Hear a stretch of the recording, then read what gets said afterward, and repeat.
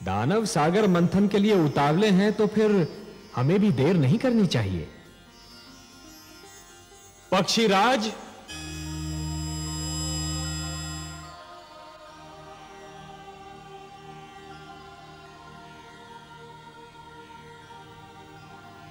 आज्ञा है लक्ष्मीपति। पक्षीराज, आप हमारे सुदर्शन के साथ मंदर पर्वत पर जाइए। जो आज्ञा देवेश्वर।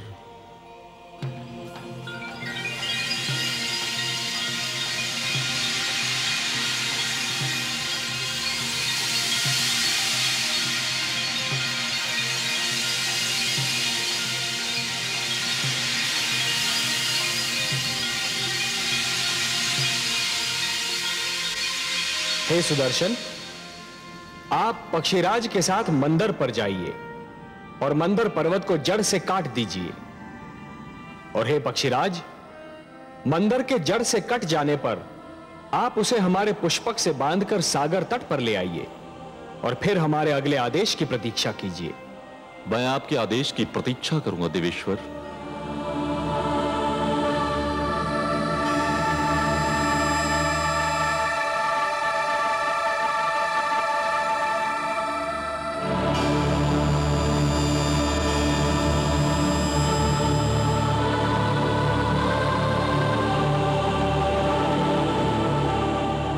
सुदर्शन, आप अपने कार्य का शुभ आरंभ कीजिए। मैं पुष्पक लेकर लौटता हूं।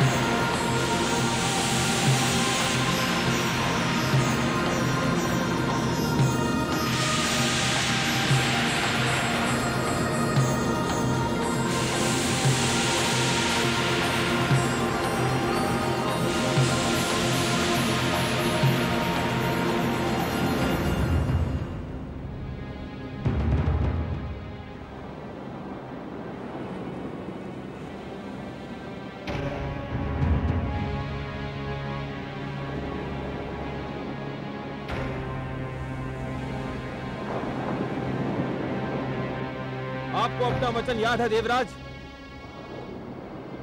आपने कहा था सागर मंथन से जो भी निकलेगा वो आपके और हमारे मध्य समानता से बांटा जाएगा। हमने यही निश्चित किया था दानवराज, और हम अब भी अपने वचन पर अडिग हैं। तो फिर ठीक है, सागर मंथन का शुभारंभ होगा। पक्षीराज जैसे ही मंदर पर्वत लेकर आएंगे, मंथन आरंभ कर दिया जाएगा।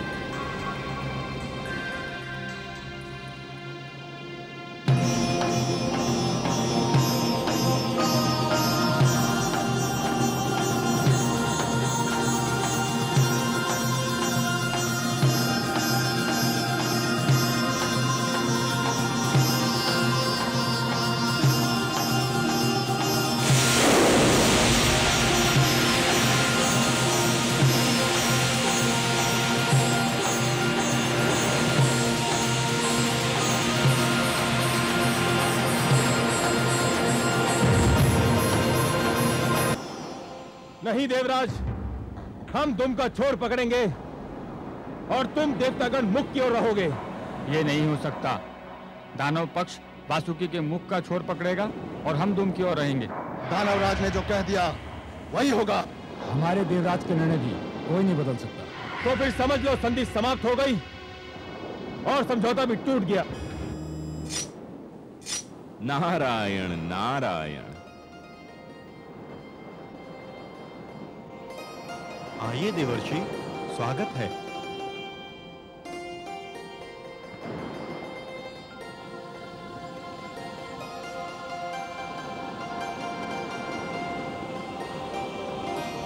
वातावरण का ताप बहुत बढ़ा हुआ दिख रहा है। किस विवाद ने ताप को बढ़ा दिया है? देवर्षि, आप ही निर्णय कीजिए। हमारा कहना है कि दानव वासुकी के मुख का छोर पकड़ेंगे और देवता धूम का छोर, पर ये दानव मान ही नहीं रहे हैं। हे देवर्षि, समझौते का प्रस्ताव देवराज लेकर आए थे, हमने मान लिया। अब हम प्रस्ताव रख रहे हैं तो देवराज क्यों नहीं मानते? उचित है, सर्वथा उचित है। देवराज, दानवराज का तर्क बुद्धिसंगत है। ये आप क्या कह रहे हैं देवर्षि? आप तो दानवों का पक्ष ले रहे हैं।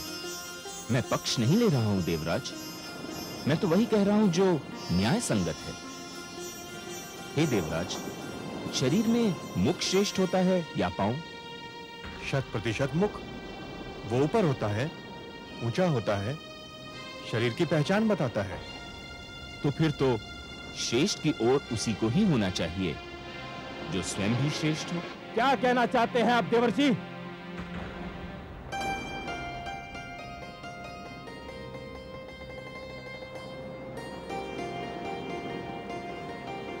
मैं ये कहना चाह रहा हूं दानवराज कि जिस प्रकार शरीर में मुख श्रेष्ठ होता है, उसी प्रकार सृष्टि में देवता श्रेष्ठ हैं। इसलिए वासुकी के मुख की ओर तो देवताओं को ही होना चाहिए। आप हमारा अपमान कर रहे हैं देवर्षि। हमने देवताओं को परास्त किया है, युद्ध क्षेत्र में उन्हें सर झुकाने पर विवश कर दिया था। देवता श्रेष्ठ थे, अब नहीं है, और पराजित कभी श्रेष्ठ नहीं हो सकता। अब तो केवल हम श्रेष्ठ हैं। उचित है, सर्वथा उचित है। इस विषय पर तो मैंने भी नहीं सोचा था। श्रेष्ठ वही होता है जो विजयी होता है।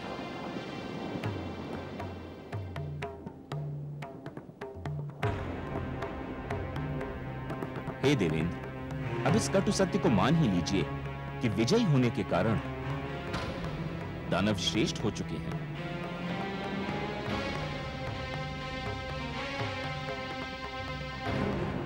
हे दानवराज, श्रेष्ठता की कुछ मांगे होती हैं और प्रथम मांग यह होती है कि उसे हमेशा श्रेष्ठ की ओर रहना पड़ता है। यह मांग तो तभी पूरी हो सकती है जब आप वासुकी के श्रेष्ठ भाग की ओर हो। यदि श्रेष्ठ की यही मांग है तो हम वासुकी के मुख की ओर का पाला स्वीकार करते हैं।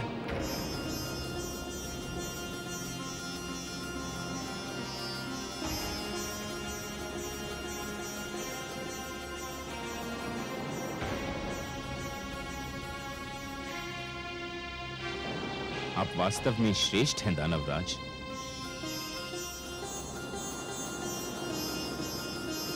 देवर्षि नारद की जय! देवर्षि नारद की जय! देवर्षि नारद की जय! नारायण नारायण। नारद के इस खेल से दानव थे अनजान, जीत हुई फिर ज्ञान की, हार गया अज्ञान। सागर मंथन के लिए दोनों दल तैयार, लेकिन क्या हो पाएगा देवों का उद्धार।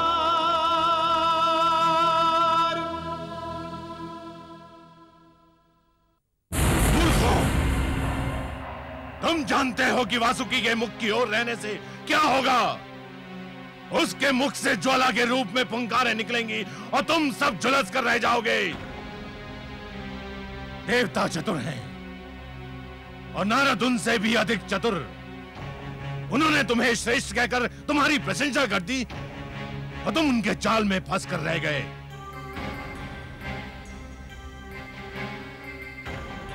परंतु गुरुदेव, अब तो हमने उनका प्रस्ताव मान लिया है। यदि अब हमने उनका निर्णय नहीं माना तो हमारे अपने लोग हमें संदेह की दृष्टि से देखने लगेंगे। भूल मेरी थी जो मैंने तुम लोगों पर भरोसा किया। मुझे स्वयं वहां पर उपस्थित रहना चाहिए था। अब क्या होगा गुरुदेव? बाण धनुष से निकल चुका है। जाओ, जाकर मंथन आरंभ करो। मुझे स्वयं देवताओं की चतुराई पर दृष्टि रखनी है। जाओ। जो आज्ञा गुरुदेव।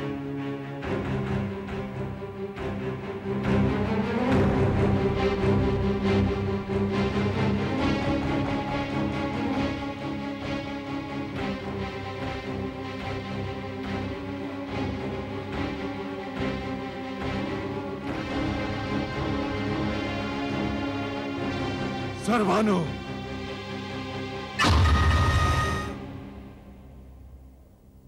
आज्ञा गुरुदेव। सर्वानु, समुद्र मंथन होने जा रहा है। मुझे चिंता है कि देवता जितने चतुर हैं, दानव उतने ही मूर्ख। ना जाने मैं कब से उनकी मूर्खता को चतुराई में बदलने की चेष्टा कर रहा हूं। मुझे विश्वास है कि देवता अमृत के बंटवारे में भी चतुराई अवश्य दिखाएंगे।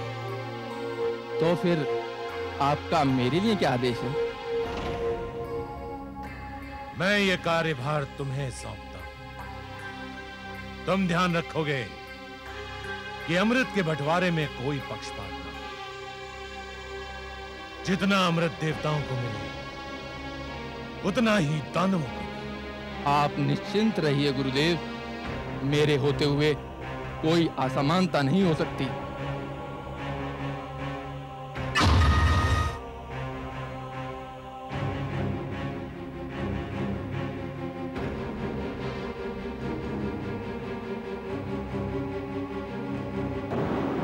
हे पक्षीराज, अब पर्वत को उठाइए और इसे समुद्र के बीचों बीच रख दीजिए।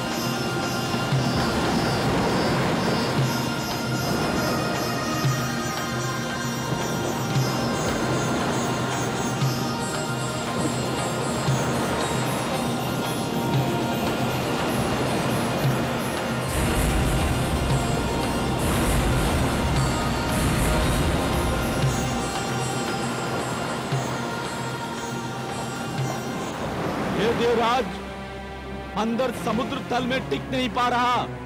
यदि इसे समुद्र के नीचे कोई ठोस वस्तु ना मिली तो ये डूब जाएगा। इसे कोई ठोस आधार चाहिए।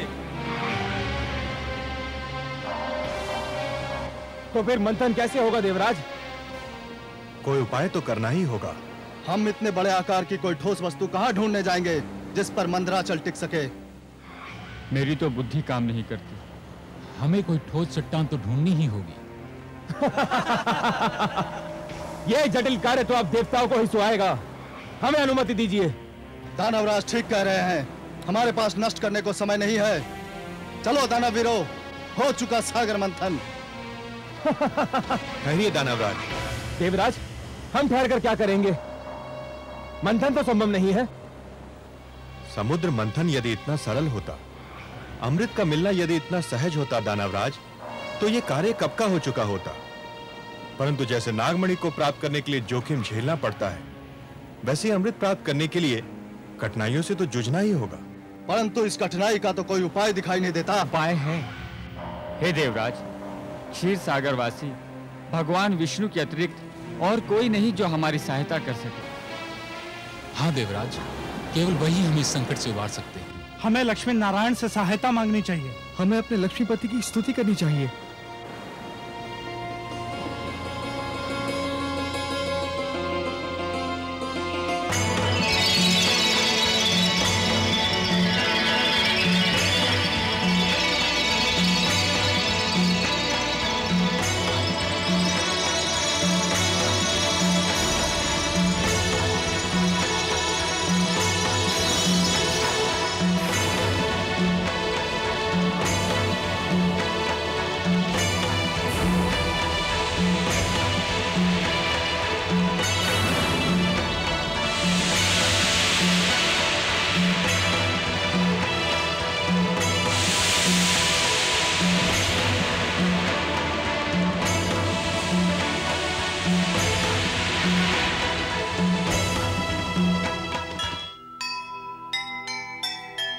मानव के हित में सदा लेते हैं अवतार। सागर मंथन का लिया नारायण ने भार। लीलाधर भगवान की लीला बड़ी अनूप। धरती के कल्याण को लिया कुर्म का रूप। लिया कुर्म का रूप।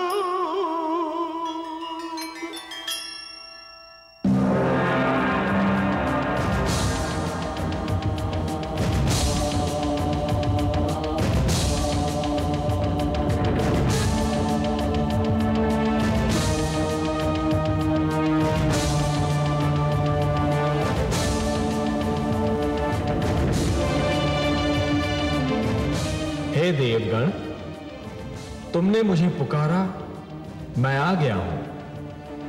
यह कूर्म नहीं, स्वयं मैं हूं। मैं सागर तल में जा रहा हूं देवगण। मैं मंदराचल को अपनी पीठ पर धारण करूंगा। फिर मंदराचल कदापि नहीं डूबेगा और तुम देव और दानव सरलता से सागर मंथन कर सकोगे।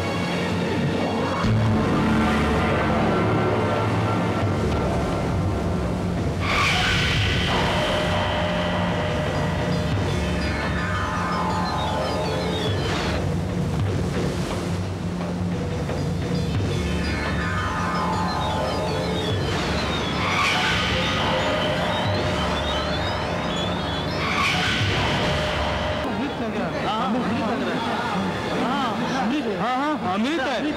अमृत लग रहा है। हाँ।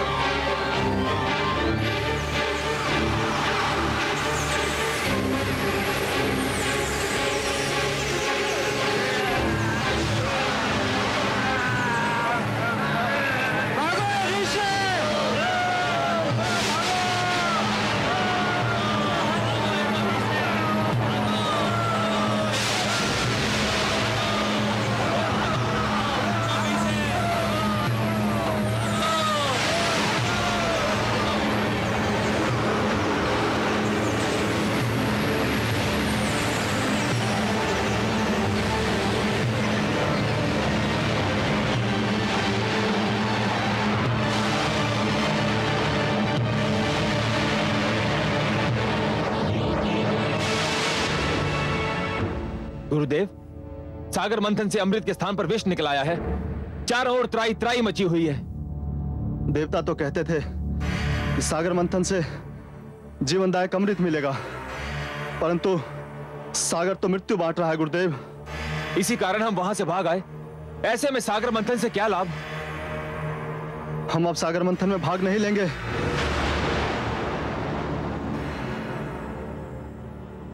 मूर्खता मत दिखाओ। तुमने ये कैसे मान लिया कि सागर मंथन से केवल अमृत निकलेगा, और वो भी सबसे पहले? मूर्खों, इस मंथन से अनेक ऐसे पदार्थ, अनेक ऐसे रत्न निकलेंगे जिसकी किसी ने कल्पना भी ना की होगी। परंतु गुरुदेव, अभी तो सागर तट पर जाना मृत्यु को निमंत्रण देना होगा। वहां चारों ओर विषैली वायु के बादल फैले हुए हैं और फैलते ही जा रहे हैं। वहां तो खड़े रहना भी असंभव है। ना जाने ये कैसा विष है। इस विष का नाम है कालकूट, और ये हलाहल है। परंतु तुम क्यों चिंता करते हो? मेरे पास भी संजीवनी मंत्र है, और मैं तुम्हें मरने नहीं दूंगा। तुम सब मेरे आश्रम में ही ठहरो और इस विपत्ति के टलने की प्रतीक्षा करो। तुमसे अधिक तो देवता चिंतित होंगे, क्योंकि देवताओं के लिए मंथन और अमृत तुम्हारी तुलना में अधिक महत्व रखता है। अब देखना है कि वो इस विपत्ता को टालने के लिए क्या उपाय करते हैं। जो आज्ञा गुरुदेव। रक्षा कीजिए, रक्षा कीजिए।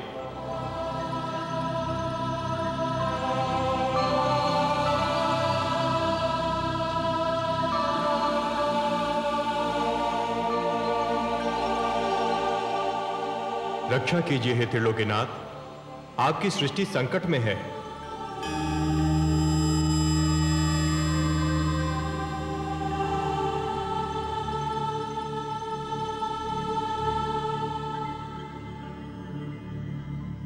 हे विश्वेश्वर, सागर मंथन से जीवनदायक अमृत के स्थान पर प्राणघातक विष निकला है। सृष्टि में हाहाकार मचा है। हे आदि प्रजापति, हे देवगण, जीवन को अमर बनाने के लिए मृत्यु से हर पग पर टकराना तो अवश्य पड़ता है। इसी संघर्ष में तो जीवन का सौंदर्य निहित है। जब शिशु माता के गर्भ में होता है तो उसे हर क्षण मृत्यु से संघर्ष करना पड़ता है। शिशु के जन्म से पूर्व माता भी जीवन और मृत्यु के इसी संघर्ष का अनुभव करती है। परंतु जैसे ही शिशु का जन्म होता है, समस्त सृष्टि मुस्कुराती है।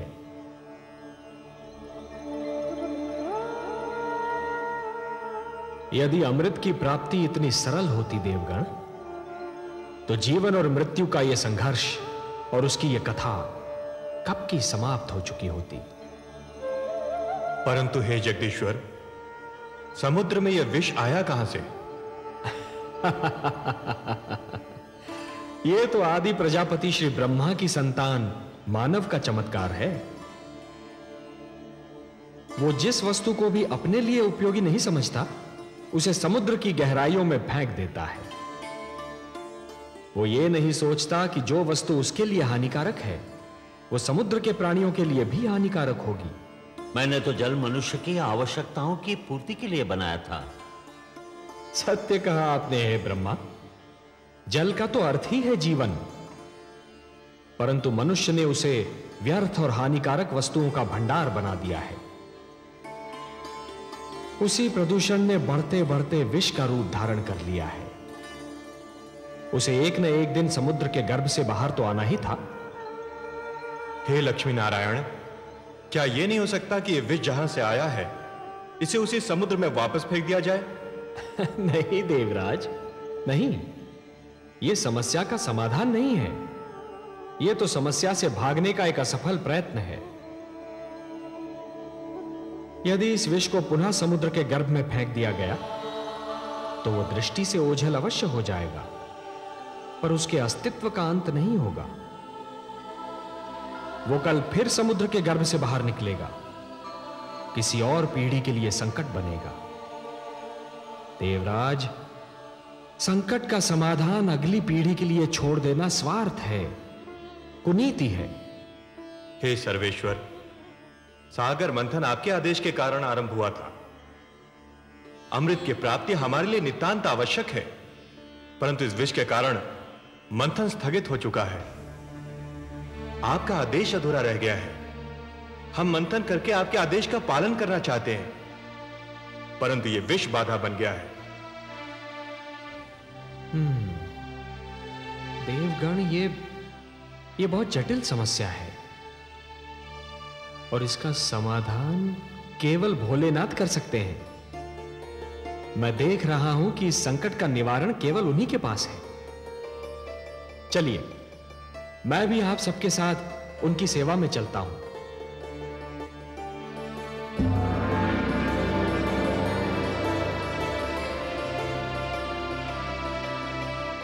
महादेव की जय हो।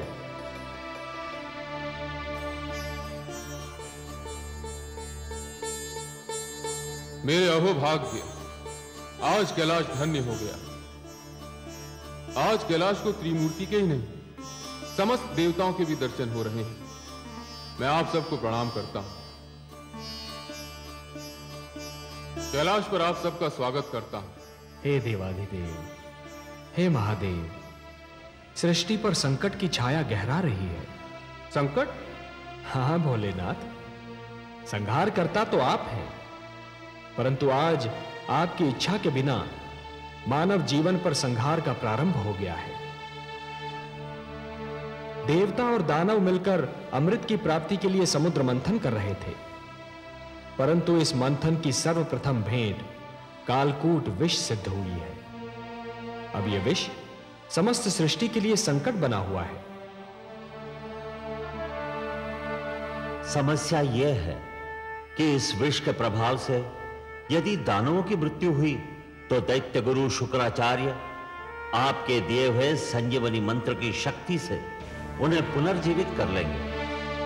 श्री विष्णु की कृपा से देवताओं की भी सुरक्षा हो जाएगी, पर इस विष के दुष्प्रभाव से मेरी संतान, मेरा निर्दोष मानव समाप्त हो जाएगा।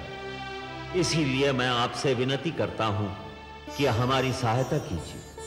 हे महादेव, कालकूट विष सारे विश्व को अपनी लपेट में ले रहा है। हम पर कृपा कीजिए, इस संहारक विष को नष्ट कीजिए। देवराज, संहार करता तो केवल मैं हूं। विष भी मेरा ही आविष्कार है। विष मेरे लिए संहार करने का शस्त्र है, और किसी भी विष को नष्ट नहीं किया जा सकता। विष को रोका जा सकता है, विष को सीमित किया जा सकता है, विष के दुष्प्रभाव को समाप्त किया जा सकता है, परंतु विष को नष्ट नहीं किया जा सकता। और हां देवराज, संसार में कालकूट ही एकमात्र विष नहीं है। विष तो कटुवाणी में भी होता है, अश्लील विचारों में भी होता है, वाणी के विष को यदि कानों में ही रोक लिया जाए तो उसका प्रभाव हृदय तक नहीं पहुंचता, और अश्लील विचारों के विष को यदि मस्तिष्क में प्रवेश न करने दिया जाए तो वो चरित्र को हानि नहीं पहुंचा सकता।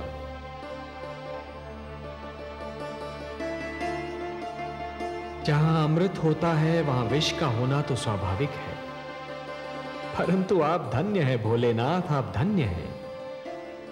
कालकूट विष का प्रभाव तो आपके सुंदर तर्क ने ही कम कर दिया। अब शेष समस्या का समाधान भी आप ही निकालेंगे। आपने सत्य कहा कि विष को नष्ट तो नहीं किया जा सकता, परंतु उसे रोका अवश्य जा सकता है, और यह कार्य केवल आप ही कर सकते हैं देवाधिदेव। हे त्रिलोकेश्वर, आप सब चलकर मेरे पास आए हैं। यहां आकर आपने मुझ पर कृपा की। आपके आदेश का पालन करके मुझे हर्ष होगा। मुझे कालकूट को कहीं रोकना होगा, उसकी सीमा का निर्धारण करना होगा। जगत के कल्याण के लिए यह कार्य मैं अवश्य करूंगा। आप चिंता न करें, मैं आपके साथ सागर तट पर चलता हूं।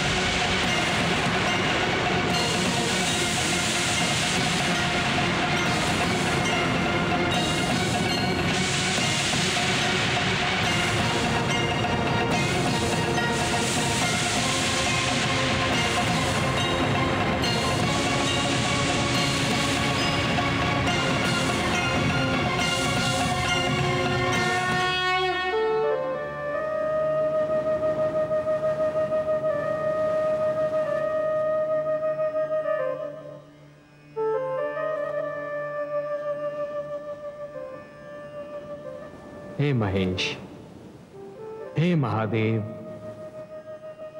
आज आपने कालकूट विष के प्रभाव से सारे संसार को बचा लिया। आपको कोटि कोटि धन्यवाद। आपने समस्त सृष्टि पर उपकार किया है महादेव। आज आपने महान त्याग और महानतम बलिदान का प्रदर्शन किया है। हे भोलेनाथ, आज से आप नीलकंठ हो गए और यह समस्त संसार इस नीलकंठ का सदैव आभार मानेगा। मैं स्वयं आपका ऋणी रहूंगा नीलकंठ, क्योंकि जिन लोगों की रक्षा मुझे करनी चाहिए थी, आज उन सब की रक्षा आपने की है। आज आपने समस्त संसार को यह ज्ञान दे दिया कि जिस प्रकार सूर्य बनने के लिए अग्नि बनना पड़ता है और अग्नि में जलना भी पड़ता है, उसी प्रकार शंकर बनने के लिए विष का प्राशन भी करना पड़ता है।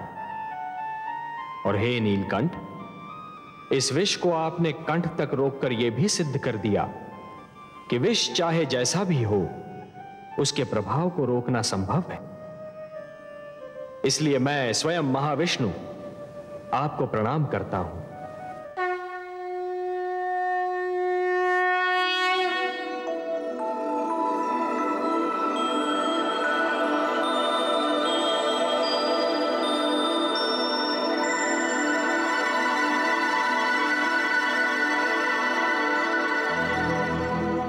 सबकी रक्षा के लिए किया आज विषपान, देवों के भी देव हैं नीलकंठ भगवान, देवों के भी देव हैं नीलकंठ भगवान।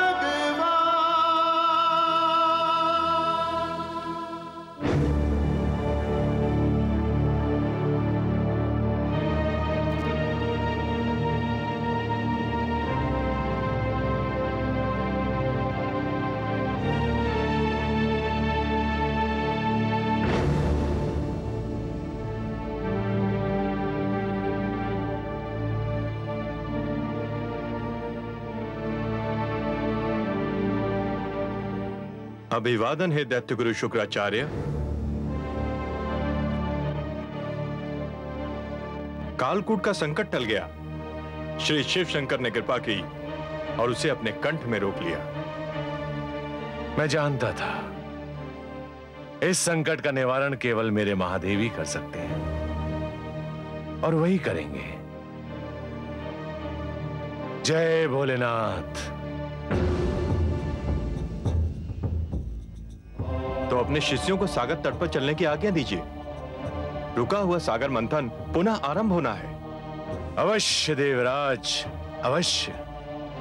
आप चलिए, मेरे शिष्य थोड़े समय में आपसे आ मिलेंगे। तो सागर तट पर पुनः भेंट होगी।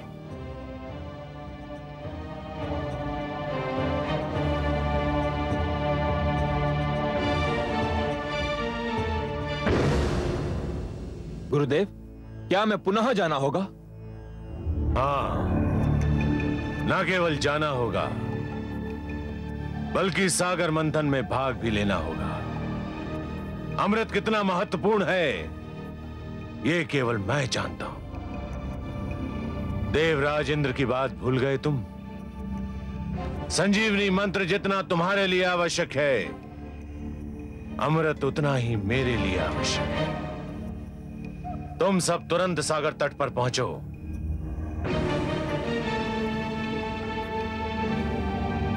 स्वर्भानु, तुम मेरे शिष्यों के साथ जाओ और मेरे आदेश को ध्यान में रखकर उनकी हर क्रिया पर दृष्टि रखो। जो आज्ञा गुरुदेव।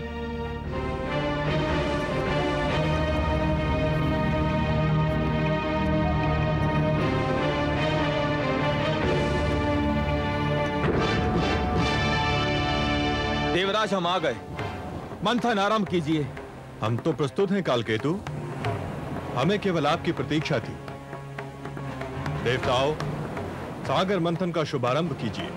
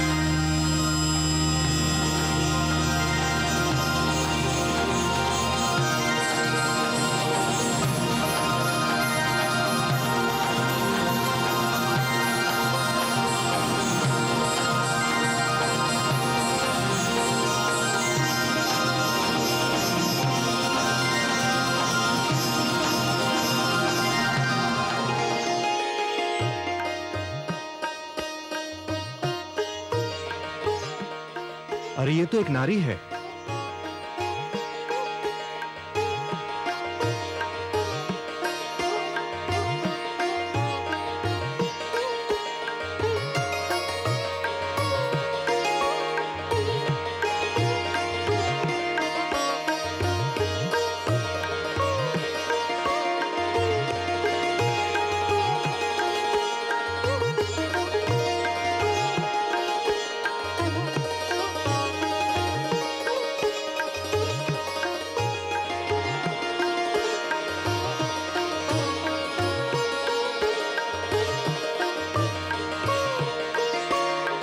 हर्षल, इतनी सुंदर नारी कभी देखी थी पहले?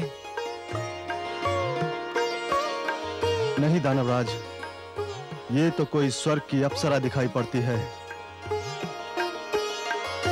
मूर्ख हो तुम। स्वर्ग की अप्सराएं तो इसके पांव की धूल के समान होंगी। तनिक इसका रूप तो देखो। मुख है कि पूनम की रात्रि का चंद्रमा, आंखें हैं या मद की कटोरी, कपोल है कि लाल कमल के पुष्प, अधरों की लालिमा उषा को लजा रही है, कंधों पर काले केशों की घटा लहरा रही है, मुस्कुराती है तो हृदय पर बिजली गिराती है, चलती है तो पुष्पों से भरी डाली लचक जाती है। हर्षल, इसने तो मेरा मन विचलित कर दिया है। तो फिर आप घोषणा कर दीजिए महाराज कि इस सुंदरी पर केवल आपका ही अधिकार होगा। इस सुंदर नारी पर हमारा अधिकार है देवराज। कदापि नहीं। क्यों? निर्णय तो यही हुआ था, मंथन से जो भी वस्तु निकलेगी वो देवताओं और दानवों में आदि आदि बांट दी जाएगी। हाँ, यही निर्णय हुआ था, किंतु यह वस्तु नहीं है, प्राणी है, नारी है, स्त्री है। इसका विभाजन नहीं किया जा सकता। मैं कब कहता हूं कि इसका विभाजन किया जाए? मैं स्वयं इसे इसी रूप में प्राप्त करना चाहता हूं जिस रूप में दिखाई दे रही है। निर्णय बहुत सरल है देवराज, यह सुंदरी हमें दे दो। इसके उपरांत मंथन से जो भी निकलेगा वो तुम देवतागण ले लेना। दानवराज बिल्कुल ठीक कह रहे हैं। ये केवल नारी और सुंदरी नहीं है, देवी है। और देवी केवल देवताओं की संगति में रह सकती है, दानवों की संगति में नहीं। तुम हट कर रहे हो देवराज। यह हट का नहीं, सिद्धांत का प्रश्न है। यह देवी तुम्हें नहीं दी जा सकती। तो फिर हम समझौते के अंत की घोषणा करते हैं देवराज। हम समझौता समाप्त नहीं करना चाहते, परंतु यदि यही एक मार्ग रह गया है तो हमें स्वीकार है। समझौते के अंत का दूसरा अर्थ समझते हो देवराज? समझौते का अंत युद्ध का आरंभ होता है। अब हमारी भेंट युद्ध क्षेत्र में होगी। आपकी इच्छा दानवराज, तुम हमें युद्ध के लिए तैयार पाओगे।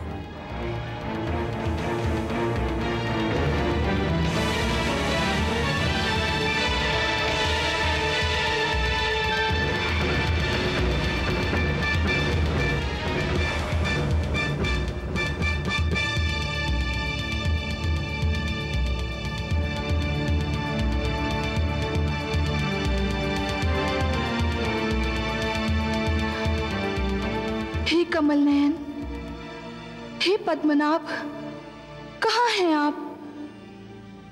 मुझ विरह की मारी पर कृपा कीजिए। मेरी आंखें आपके दर्शन को तरस रही हैं। मेरी आत्मा आपको पुकार रही है। दर्शन दीजिए भगवान। मेरी आत्मा की पुकार सुन लीजिए।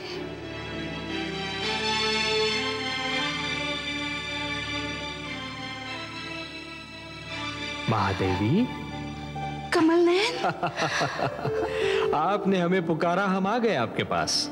कमल नयन, आपने मुझे अपनी भुजाओं में ग्रहण करते समय कहा था कि इस बार हमारा मिलन बहुत ही मधुर होगा। हाँ देवी। परंतु धरती पर मुझे आपसे दूर करने की चेष्टा की जा रही है। देवता और दानव मुझे आपसे छीनने के लिए तत्पर हैं, एक दूसरे से युद्ध करने के लिए तैयार हैं। हे कमल नयन, सागर से निकलते ही सबसे पहले मुझे आप ही का ध्यान आया था। आपसे क्षणिक वियोग भी मुझसे सहन नहीं होता। हे महादेवी, उपवन के भाग्य में वसंत का सुख सदैव नहीं होता, उसे पतझड़ का दुख भी झेलना पड़ता है।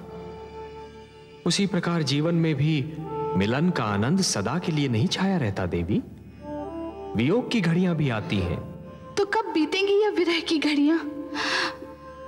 मैं तो आप ही की हूं, आप ही के लिए बनी हूं। आपसे दूर रहने का विचार भी मुझसे सहन नहीं होता। हे महादेवी, इस बार आप मंथन में सागर पुत्री के रूप में जन्मी हैं, इसलिए आप धरती के नियमों के अधीन हैं। मैं इन नियमों को तोड़ नहीं सकता देवी।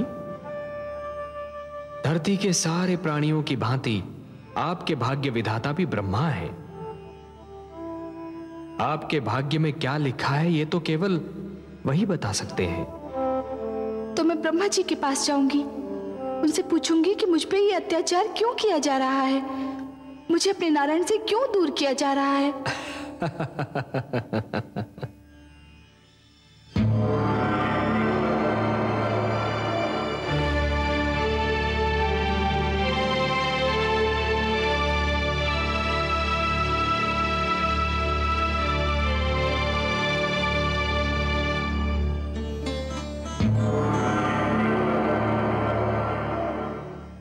हे ब्रह्मा, हे आदि प्रजापति, हे विधाता, मेरा जीवन कांटों की शैया बन गया है। विरह की अग्नि मेरे तन मन को फूंक रही है। हे विधाता, आप तो जानते ही हैं, मेरा मन नारायण के चरण कमल में वास करता है। उनकी भुजा ही मेरा घर है। उनके सुंदर मुख को निहारना मेरी पूजा है। उनसे दूर बीता एक पल मेरे लिए युग के समान है। फिर मुझे उनसे दूर क्यों किया जा रहा है? सागर तट पर मेरे लिए युद्ध की घोषणा कर दी गई है। आपके लिए युद्ध की घोषणा? हाँ विधाता, मेरे लिए युद्ध घोषित किया गया है। देवता और दानव मेरे लिए झगड़ रहे हैं। देवता चाहते हैं कि मैं उनकी संगति में रहूं, और दानवों की इच्छा है मैं उनकी संपत्ति बन जाऊं।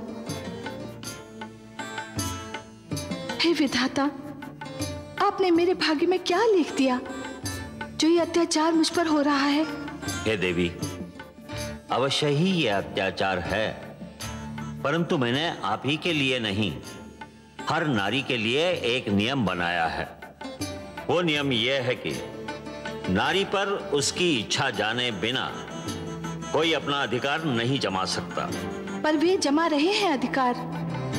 वे भ्रम में हैं, वे मेरे नियम को तोड़ रहे हैं। मैं ऐसा नहीं होने दूंगा। चलिए, मैं आपके साथ चलता हूं, उनका भ्रम दूर करता हूं।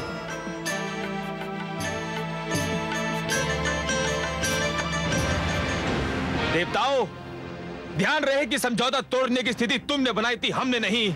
हम तो अब भी कहते हैं सागर मंथन से जन्मी सुंदरी हमें दे दो, हमारा समझौता बना रहेगा। यह संभव नहीं कालकेतु, हम तुम्हारी ये मांग नहीं मान सकते। इसके लिए यदि युद्ध होता है तो हमें कोई चिंता नहीं। चलो वीरो, आक्रमण करो। ठहरो।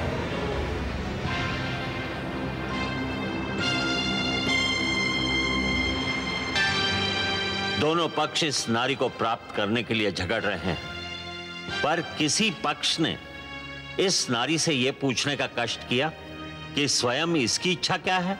यह नारी की इच्छा का प्रश्न नहीं है ब्रह्मदेव, यह समझौते के सिद्धांत के आदर का प्रश्न है। नहीं, यह हर स्त्री के अधिकारों का प्रश्न है। अपने लिए किसी को स्वीकार या अस्वीकार करने का निर्णय केवल नारी कर सकती है।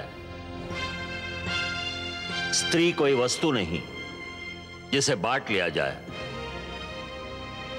समुद्र मंथन से निकली ये नारी मेरी सहोदरा है, मेरी बहन है। ये सागर पुत्री किसे स्वीकार करेगी, इसका अधिकार मैं इसी को देता हूं। आज मैं एक नई प्रथा के शुभारंभ की घोषणा करता हूं। यह स्वयंवर की प्रथा होगी। स्वयंवर? हाँ, स्वयंवर, जो हर नारी का अधिकार होगा। अपनी इच्छा से अपनी पसंद का वर चुनने का अधिकार। इस सागर पुत्री के हाथों में एक पुष्पमाला होगी। यह पुष्पमाला इसकी मन की इच्छा की प्रतीक होगी। फिर यह सागर पुत्री जिसके गले में यह माला डाल देगी, समझा जाएगा उसी को इसने अपना वर चुन लिया। मैं समस्त देवता और दानव समाज को इस सागर पुत्री के स्वयंवर समारोह में भाग लेने का निमंत्रण देता हूं।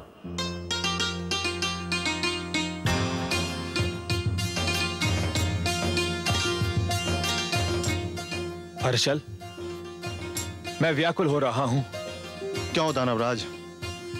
न जाने ये चंद्रमुखी, ये मृगनयनी किसे चुनेगी?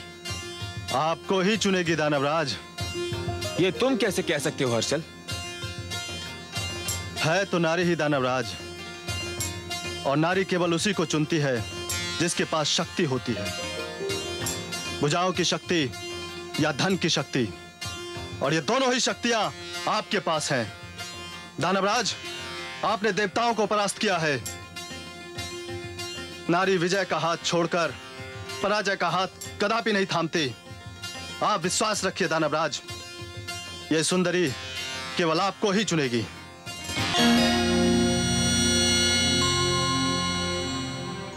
वरुण देव, चंद्रदेव नहीं आए अभी तक? संध्या की बेला हो गई है, बस उदय होने ही वाले होंगे।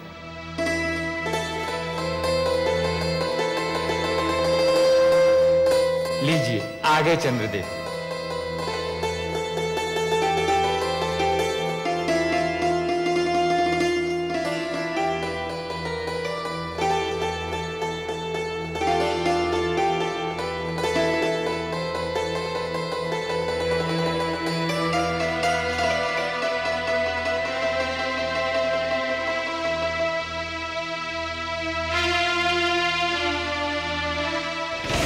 हे ब्रह्मा, मेरी समझ में नहीं आ रहा क्या कारण समय को नष्ट किया जा रहा है। जिन दानवर देवताओं को आमंत्रित किया था वे सब तो आ चुके हैं, अब देर किस बात की? स्वयंवर आरंभ कीजिए। हे अतिथिगण, आज सृष्टि में एक नई प्रथा की नींव डाली जाने वाली है, जिसका नाम स्वयंवर है।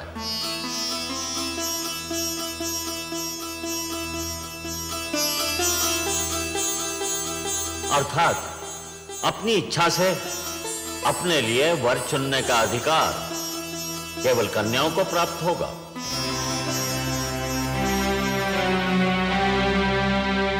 सागर पुत्री के हाथों में जो पुष्पमाला है, इसे ये उसी के गले में डालेंगी जिसको ये अपने योग्य समझेंगी, जो इनका मन भावन होगा।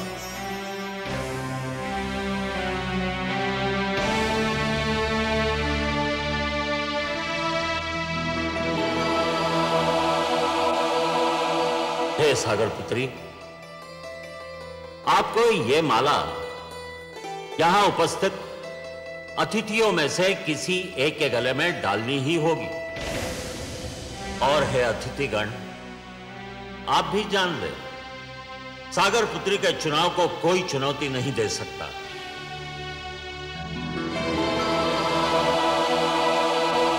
ये जिसे चुनेंगी उसी को इनका अंतिम निर्णय समझा जाएगा। उस पर कोई विवाद नहीं करेगा, किसी को भी आपत्ति करने का अधिकार नहीं होगा। हे देवी, मैं स्वयंवर समारोह के आरंभ की घोषणा करता हूं। आगे बढ़िए और जिसे आप अपने योग्य समझें उसके गले में यह पुष्पमाला डाल दें।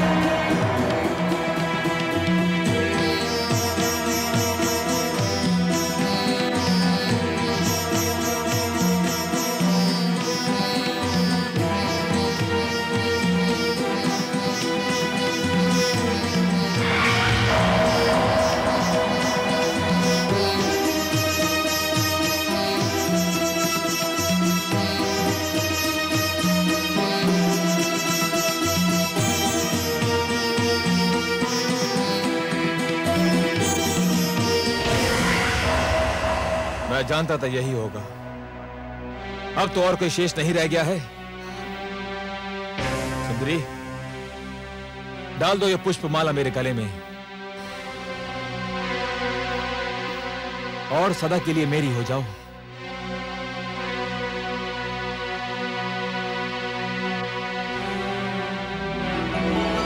सुंदरी, इतना विलंब क्यों?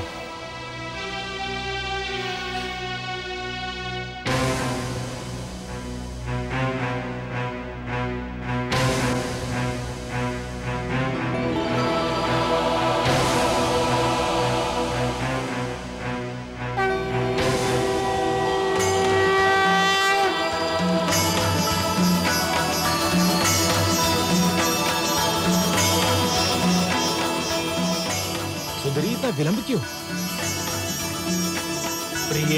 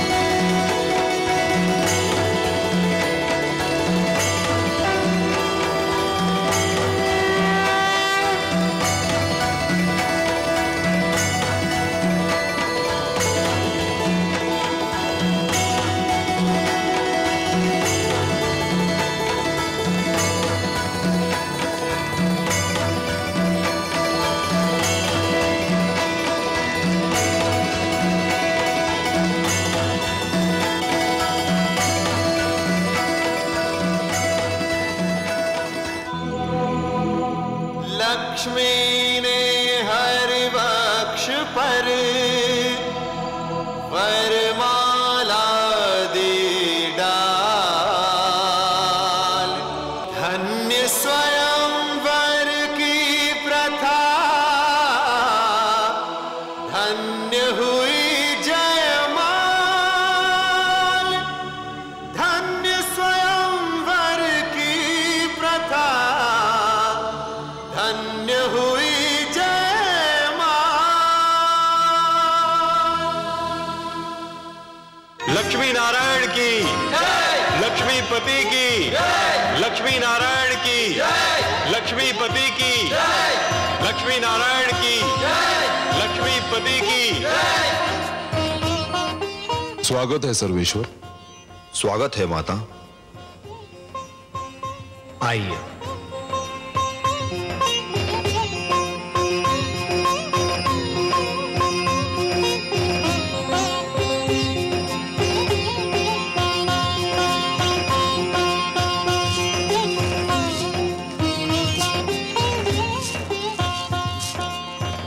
हमने आपसे कहा था ना महादेवी कि इस बार हमारा मिलन बहुत मधुर होगा। ऐसा जिसे आप कदापि नहीं भूल पाएंगी। कैसा लगा आपको ये मिलन? बहुत सुंदर, बहुत मधुर, अनुपम। किंतु हे कमल नयन, जब तक आप नहीं आए थे मेरे हृदय की गति रुकी जा रही थी। एक क्षण का भी और विलंब करते आप तो। विलंब क्यों करता देवी? आपका मन मुझे पुकार रहा था। जब भी कोई मुझे मन से पुकारता है तो मैं उसके पास जाने में एक क्षण का भी विलंब नहीं करता। और आप तो देवी, जिन रंगों से हमारा जीवन चित्र बना है ना, उस चित्र के सुंदरतम रंग आप हैं। आपके बिना तो हमारा जीवन अधूरा है, अस्तित्व अधूरा है। तो आपके पास आने में मैं विलंब क्यों करता?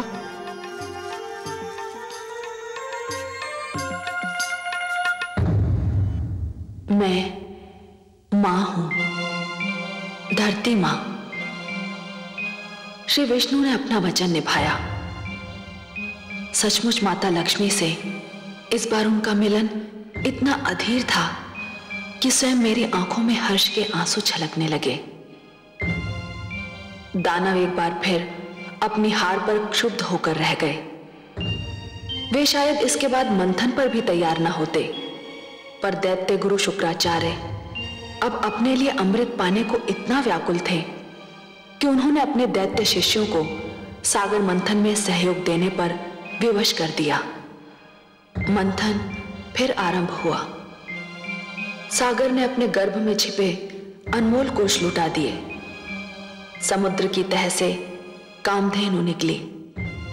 ऐरावत, अश्व, कल्प वृक्ष जैसे अनमोल रत्न निकले, पर प्रतीक्षा तो थी अमृत की, उस पदार्थ की जो मृत्यु की मृत्यु है। और फिर वो घड़ी आ ही गई।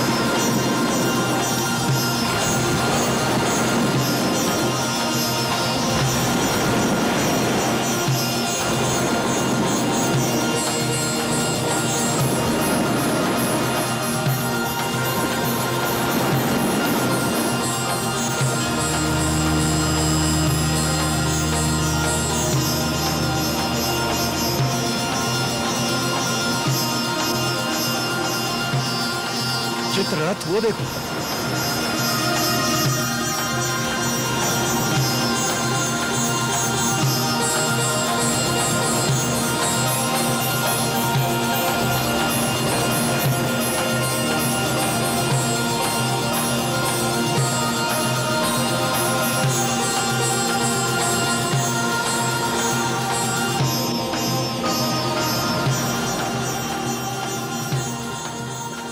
उस कलश में अवश्य ही अमृत होगा। अमृत? अमृत?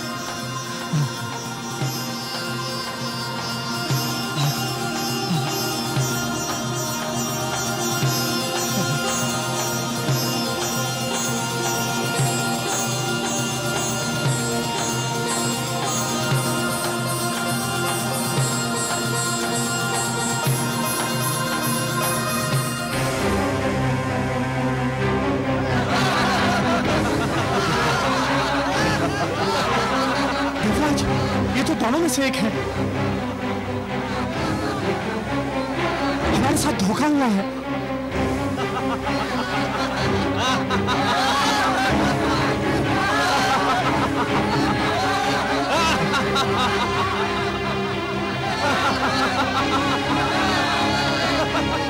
देवराज, दाने तो अमृत लेकर भाग गए। अब तो संजीवनी मंत्र उनके गुरु के पास है और अमृत उनके हाथों में। ये तो सर्वनाश हो गया देवराज। हमारे साथ भयंकर छल हुआ है। अब क्या होगा?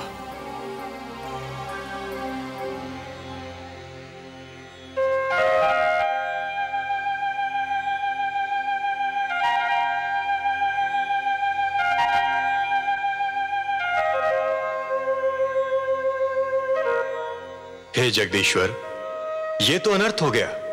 दानव अमृत कलश लेकर भाग गए। संजीवनी और अमृत दोनों की शक्ति पाकर तो वे समस्त सृष्टि का सर्वनाश कर डालेंगे। असंभव। यह असंभव है देवराज। यदि संसार पर दानव संस्कृति का राज हो गया तो सृष्टि की रचना का सारा उद्देश्य ही समाप्त हो जाएगा। सृष्टि की रचना तो सुंदर विचारों के पनपने के लिए, शांति की सुगंध फैलाने के लिए और मानव को उन्नति के शिखर तक पहुंचाने के लिए की गई है। नहीं देवेंद्र, नहीं। धरती पर दानवी विचारों के लिए कोई स्थान नहीं है। दानव संस्कृति का उत्थान सृष्टि के सौंदर्य का अंत होगा, और मैं यह कदापि नहीं होने दूंगा देवेंद्र। आप चिंता न कीजिए, अमृत पर केवल देवताओं का अधिकार है, और अमृत कलश को आप तक पहुंचाना मेरा उत्तरदायित्व। हे त्रिलोकीनाथ, आप चाहें तो क्या नहीं कर सकते। यह आशा लेकर ही तो हम आपके चरणों में उपस्थित हुए हैं।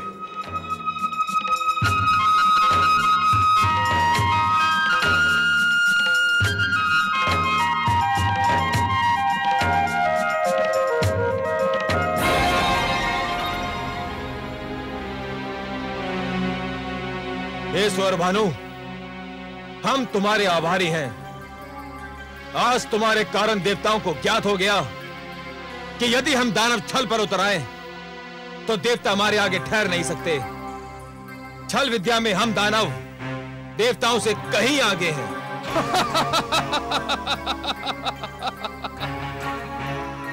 मुझे तो गुरुदेव ने भेजा ही इसी उद्देश्य से था कि मैं अमृत को देवताओं के हाथों में ना पड़ने दूं। अब ये सारा अमृत हम पी जाएंगे दानवराज।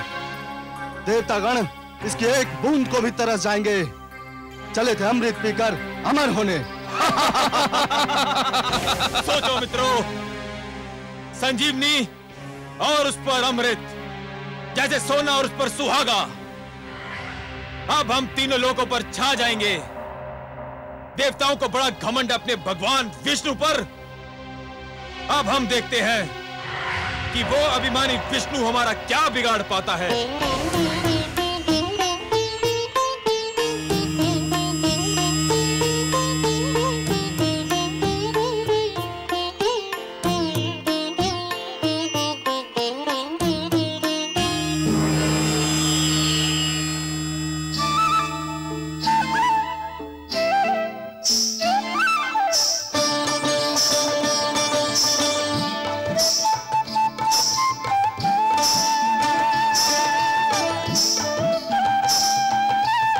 कलश स्वर भानु और अमृत का वितरण आरंभ करो।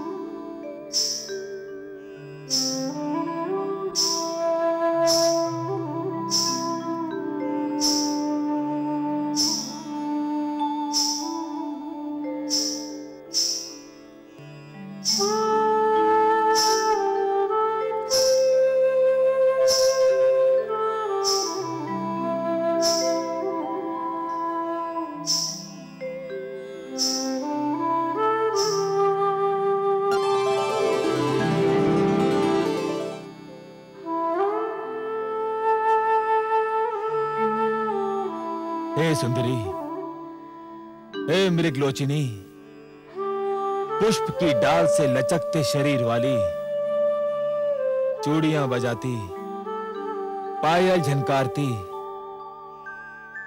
हमारे मन पर बिजली गिराती, किस लोक की वासी हो तुम और क्या नाम है तुम्हारा?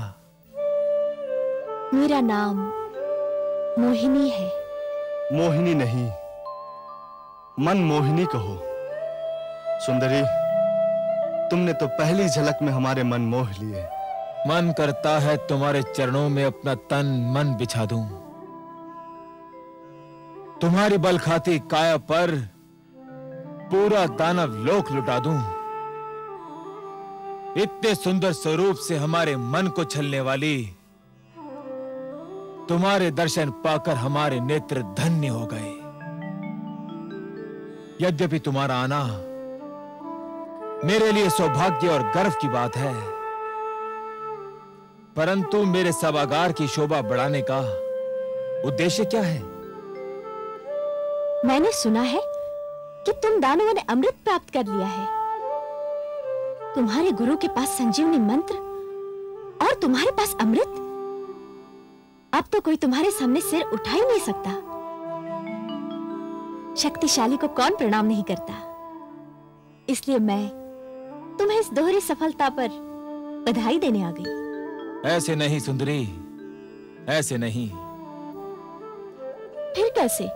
हमें बधाई देना है तो तुम्हारे पांव में बंधी जिस पायल ने हमारे हृदय की धड़कनें तीव्र कर दी, उसी छम छम से हमें बधाई दो। तुम्हारी जिस बोली ने हमारे मन की वीणा के तारों को छेड़ दिया, उसी बोली द्वारा हमें बधाई दो। अपने सुंदर मुखड़े को दमका के, अपनी कंचन काया को लचका के हमें बधाई दो। तुम जैसे महाशक्तिमान की इच्छा पूरी न करूं, मुझ में यह साहस नहीं।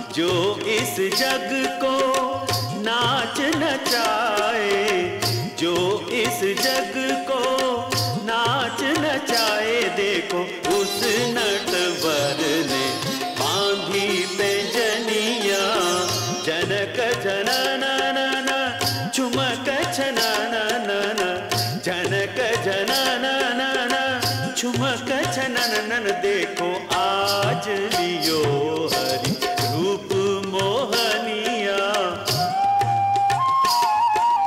निसा निसा रे सारे पग मरे सा निसा रे धा नि प म ग म नि द प नि सा रे पग मरे सा निसा रे मरे सा निसा रे मरे सा निसा।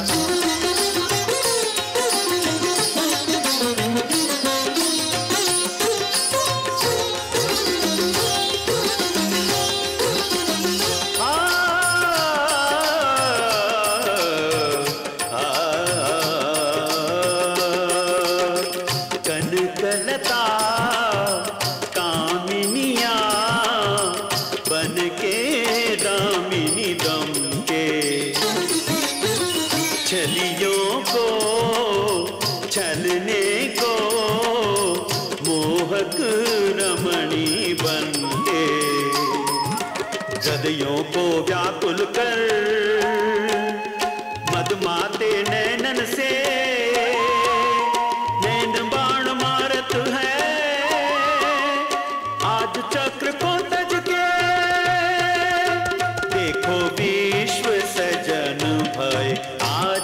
सजनिया विश्व सजन भय आज सजनिया, जो इस जग को नाच नचाए, जो इस जग को नाच नचाए। देखो उस नटवर ने बांधी पैंजनिया।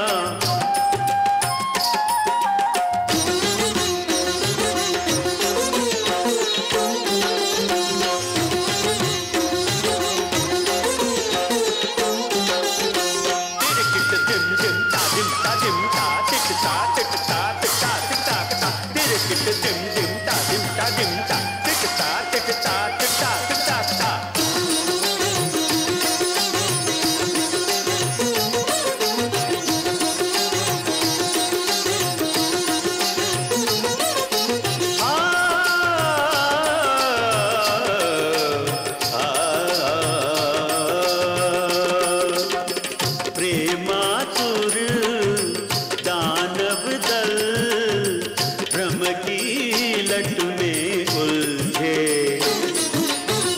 वश में कर दैत्यों को मन ही मन प्रभु हर्षे। यौवन की ज्वाला है, चितवन की हाला है, हर मन मत वाला है, कुछ होने वाला है।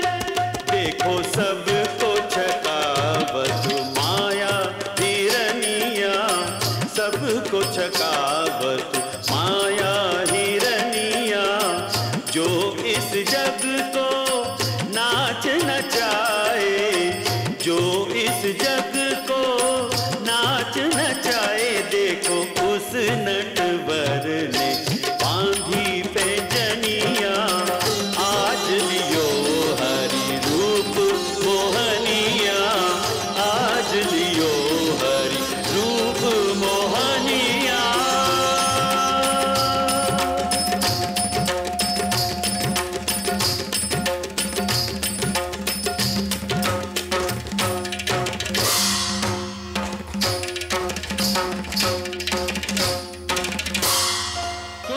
अति सुंदर। हे सुंदरी, अमृत पाकर हम बहुत प्रसन्न थे। तुम्हारा ये रूप, तुम्हारा ये छल बल, तुम्हारी ये मन को गुदगुदाती मुस्कान किसी अमृत से कम नहीं। यदि तुम ये अमृत हमें अपने हाथों से पिला दो तो इसकी मिठास और भी बढ़ जाएगी। तुम्हारे स्पर्श की मिठास अमृत में घुल जाएगी तो इसका स्वाद और भी बढ़ जाएगा। मैं आपकी आज्ञा कैसे टाल सकती हूँ दानवराज? परंतु क्या? हे दानवराज, जिस प्रकार धूप बिना छांव के महत्ता नहीं होती, दिन बिना रात्रि सुहानी नहीं लगती, उसी प्रकार आपकी सभा भी देवताओं बिना सूनी लग रही है। देवताओं बिना? भूल गए? सागर मंथन में वो आपके सहयोगी थे। परंतु वे हमारे शत्रु हैं, हम उनको क्यों बुलाएं? हे दानवराज, आप उन्हें इसलिए बुलाएं कि वे छोटे, आप महान हैं। वे अन्यायी हैं, आप न्यायप्रिय हैं। वे छलिए हैं, पर आप निश्चल है। न्याय कहता है कि इस अमृत पर उनका भी अधिकार है। निश्चलता कहती है कि आधा अमृत आप पिए और आधा वे। महानता कहती है कि छोटों को भुला देना भी छोटापन है।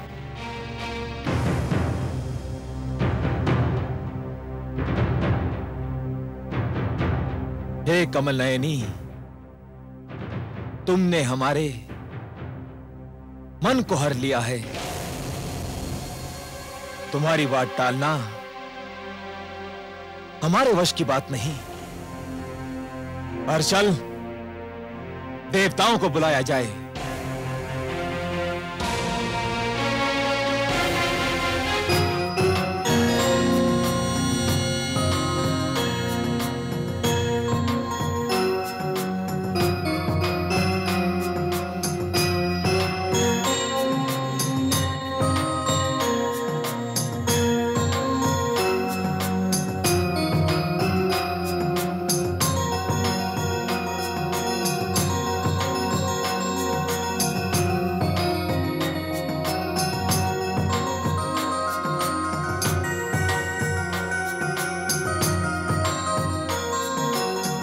हे सुंदरी,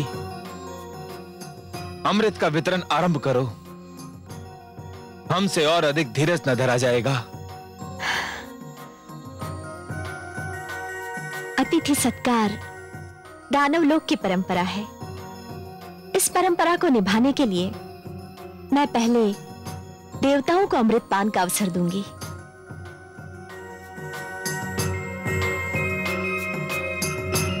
जैसे तुम्हारी इच्छा।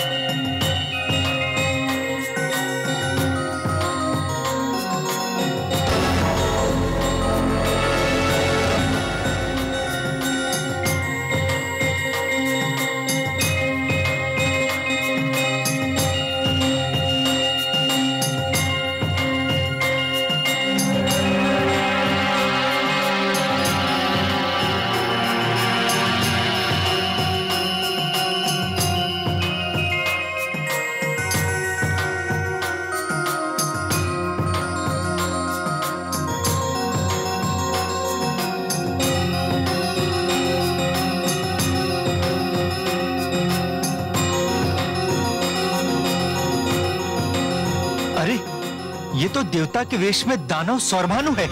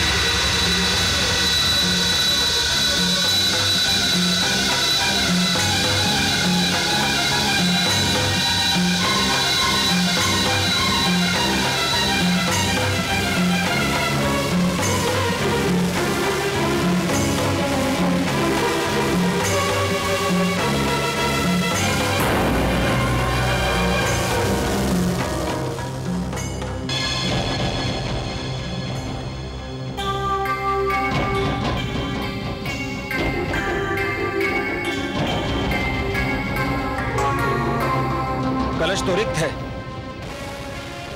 विष्णु ने सारा अमृत देवताओं को पिला दिया। छल, महाछल! विष्णु ने एक बार फिर हमसे छल किया, हमें मोहिनी बनकर ठग लिया। विष्णु, सावधान! मैं यहां हूं कालकेतु।